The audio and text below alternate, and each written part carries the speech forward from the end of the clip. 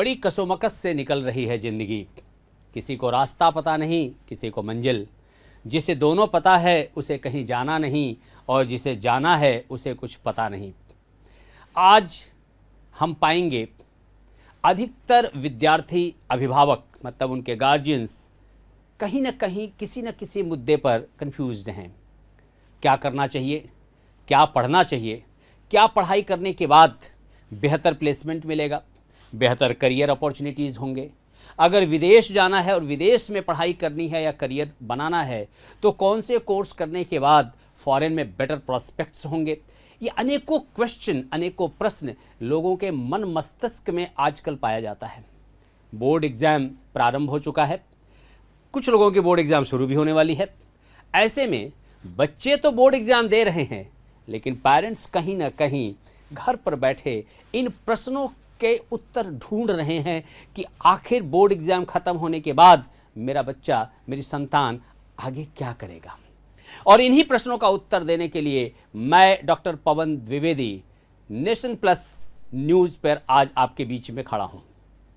साथियों, मैं आपका करियर साथी बनकर के आपके बीच में आया हूं और मैं आपको उन सारे प्रश्नों का उत्तर देने जा रहा हूं जो प्रश्नों का उत्तर आप अनेकों माध्यमों से लंबे समय से ढूंढ रहे हैं। जैसे मैंने 10th बोर्ड की एग्जाम खत्म की तो कौन से मेरे पास बेटर करियर विकल्प हैं। मैंने 12th बोर्ड की एग्जाम खत्म की तो कौन से करियर विकल्प हैं।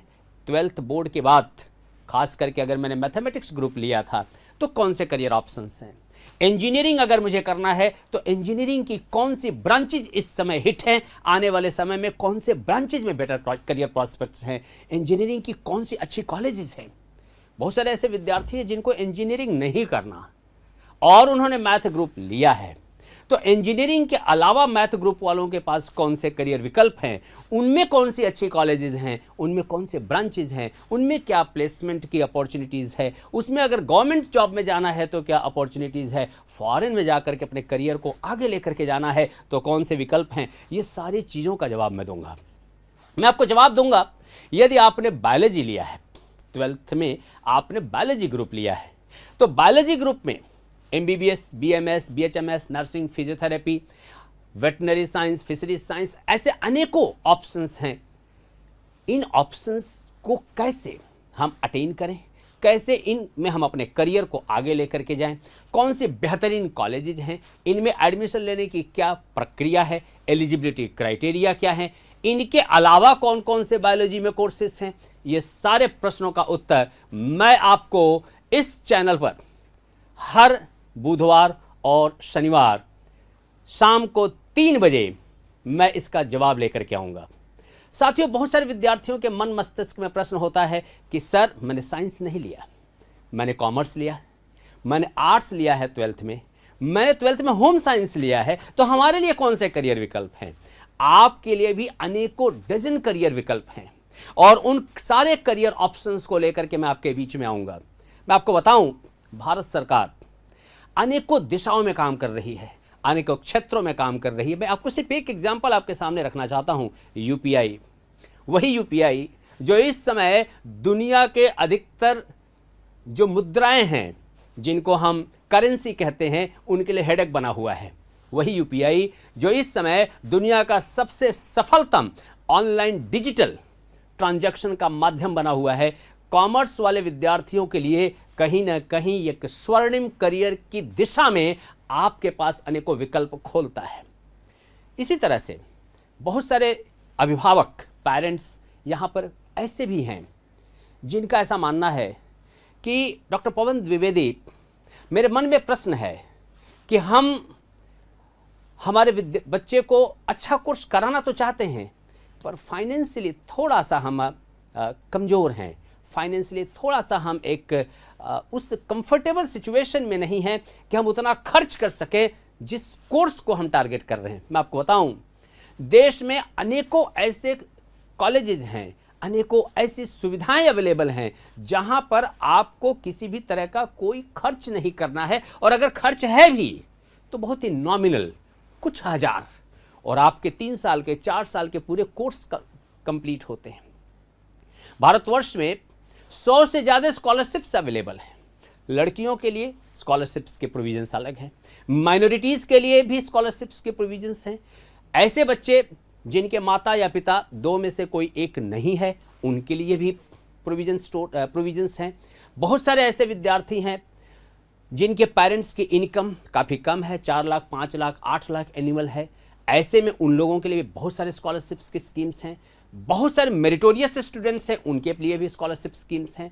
कुछ ऐसे विद्यार्थी होते हैं जो ऐसे रीजियन से आते हैं, ऐसे तालुका या जिला से आते हैं जो भारत सरकार या उस राज्य की सरकार की सूची में कहीं ना कहीं पिछड़े हुए जिले के तौर पर या पिछड़े हुए तालुका के तौर पर कंसीडर किए जाते हैं। वहाँ के बच्चों के लिए भी अलग अलग सुविधाएं अवेलेबल हैं। स्कॉलरशिप्स में सिर्फ और सिर्फ फीस स्ट्रक्चर नहीं, उसमें बहुत सारे स्कॉलरशिप स्कीम्स ऐसी हैं जहाँ पे रहना, खाना, लैपटॉप, स्टेशनरी, किताबें, ये सारी चीज़ें इन सुविधाओं में अवेलेबल होती हैं। परंतु इसमें एक एलिजिबिलिटी क्राइटेरिया होता है, इसमें अप्लाई करने का एक तरीका होता है। ये जानना भी बहुत हद तक आवश्यक है और इसके माध्यम से हम अपने पढ़ाई को बहुत हद तक फाइनेंशियली वायबल कर सकते हैं। अपने पढ़ाई को हम बड़े आसानी से स्मूथली पूरा कर सकते हैं।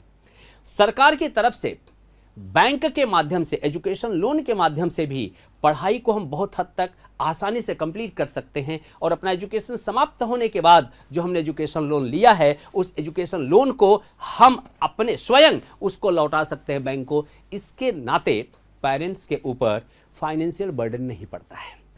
बहुत सारे विद्यार्थियों के मन मस्तिष्क में एक प्रश्न यह भी होता है कि 10वीं के बाद अगर हम बोर्ड चेंज कर दें, मैं सीबीएसई में हूं तो गुजरात बोर्ड में आ जाऊं, स्टेट बोर्ड में आ जाऊं, मैं इंटरनेशनल बोर्ड में हूं तो क्या मैं सीबीएसई में आ जाऊं। ऐसे भी अनेकों प्रश्न विद्यार्थियों के मन मस्तिष्क में होते हैं, उनके पेरेंट्स के मन मस्तिष्क में होते हैं। मेरा ऐसा मानना है कि इस प्रश्न का उत्तर भी हमें मिलना चाहिए और इसका उत्तर भी हम देंगे, लेकिन आपको इसके लिए कमेंट बॉक्स में पूछना पड़ेगा कि क्या आप सही में इसका आंसर चाहते हैं या नहीं चाहते हैं। बहुत सारे विद्यार्थियों के मन मस्तिष्क में एक प्रश्न होता है कि हम जिस सिटी में हैं क्या उसी सिटी में रह के पढ़ाई करें या हम किसी और शहर में जाकर के पढ़ाई करें।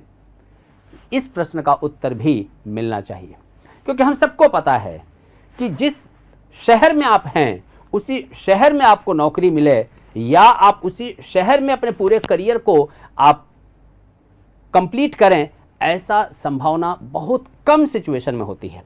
ऐसे में दूसरे शहरों में जाकर पढ़ाई करना कितना एक अच्छा तरीका है, फेवरेबल है या नहीं है, मेरा ऐसा मानना है इसके ऊपर भी डिस्कशन होना चाहिए। और यदि किसी भी विद्यार्थी के मन में यह प्रश्न है तो आप जरूर कमेंट बॉक्स में पूछें, मैं इसका जवाब भी आपको अवश्य दूंगा।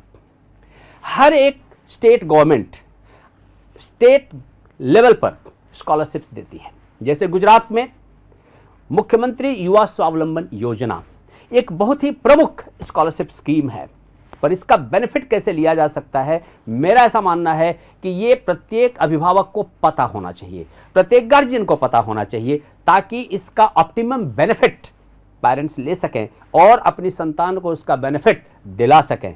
इसका भी जवाब इस शो में हम आपको देंगे। हम ऐसे अनेकों प्रश्नों का जवाब देंगे।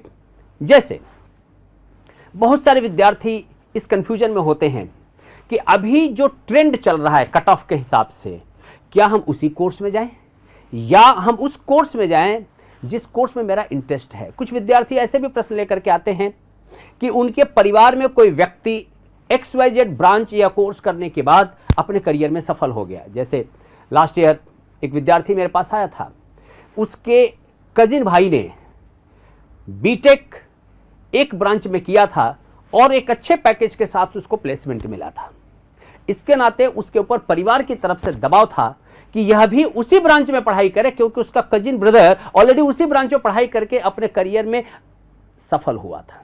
तो प्रश्न यह है कि जिस ब्रांच को उसके कजिन भाई ने आज से 6 साल पहले सिलेक्ट किया था, उस ब्रांच को यदि मैं आज सिलेक्ट करता हूं और 4 साल बाद में मार्केट में जाता हूं, लगभग 10 साल का गैप होता है। ऐसे में सफल होने की संभावना, सक्सेसफुल होने की संभावना, प्लेसमेंट पाने की संभावना कितनी रहती है, यह भी एक डिस्कशन का विषय है। और मेरा ऐसा मानना है कि विद्यार्थियों को यह बात समझनी होगी, पेरेंट्स को समझना होगा। भारतवर्ष में 4,500 से ज़्यादा करियर ऑप्शंस हैं। जैसे भी रिसेंट पास्ट में यूट्यूबर एक करियर ऑप्शन हमारे सामने आया है, जो आज से 5-7 साल पहले ये कोई कल्पना भी नहीं कर सकता था कि ये भी एक करियर विकल्प होगा। ऐसे अनेकों नए करियर विकल्प हमारे सामने आए हैं।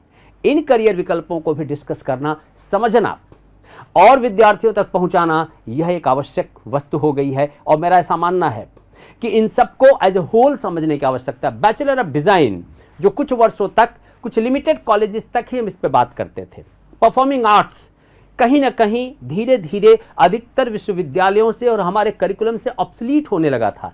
वापस परफॉर्मिंग आर्ट्स ने अपनी जगह बनानी प्रारंभ की है। तो क्या परफॉर्मिंग आर्ट्स में हम करियर बना सकते हैं? डिफेंस सर्विसेज, वेपन मैन्युफैक्चरिंग, यह भारतवर्ष का सबसे तेजी से उभरता हुआ फील्ड है, इसमें भी हम करियर ऑप्शन बना सकते हैं। भारतीय रेलवे, इंडियन रेलवे, जहां लगभग 12 लाख एम्प्लॉइज काम करते हैं। भारत सरकार ने 2013 की तुलना में 2023 का जो यूनियन बजट दिया है उसमें 3 गुना ज्यादा बजट कर दिया है।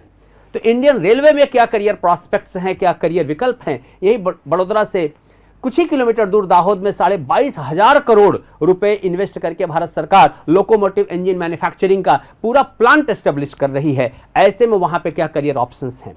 बड़ौदा में हम सब जानते हैं कि बोइंग और टाटा मिल करके हवाई जहाज मैन्युफैक्चरिंग करना शुरू करने वाले हैं। ऐसे में किस तरह से हम अपने आप को करियर के तौर पर हम किस तरह से देखते हैं कि कल हम एविएशन में अपने करियर को कैसे लेकर के जाएं, कल हम किस तरह से एयरक्राफ्ट मैन्युफैक्चरिंग में अपने आप को लेकर के जाएं।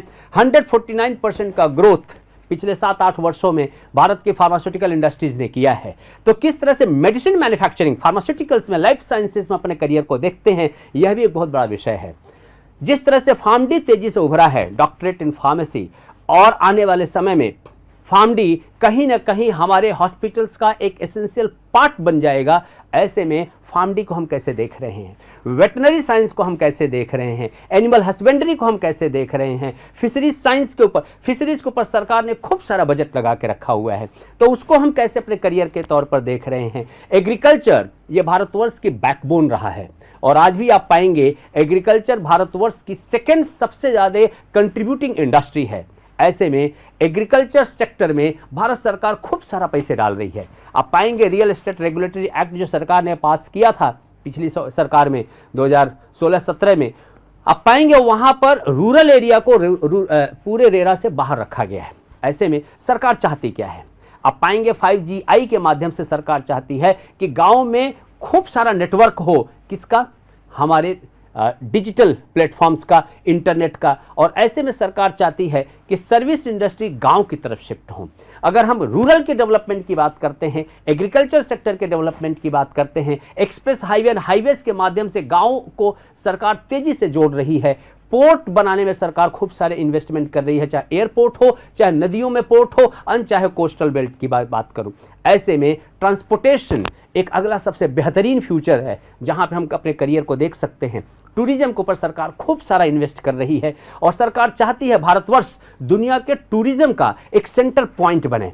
सो टूरिज्म में अगर मेरे अपने आप को करियर के तौर पे लेकर के जाना हो, एक विद्यार्थी के तौर पे मैं अपने आप को देखूं तो कैसे टूरिज्म में अपने करियर को लेकर के जा सकता हूं, एक बहुत बड़ा विषय है।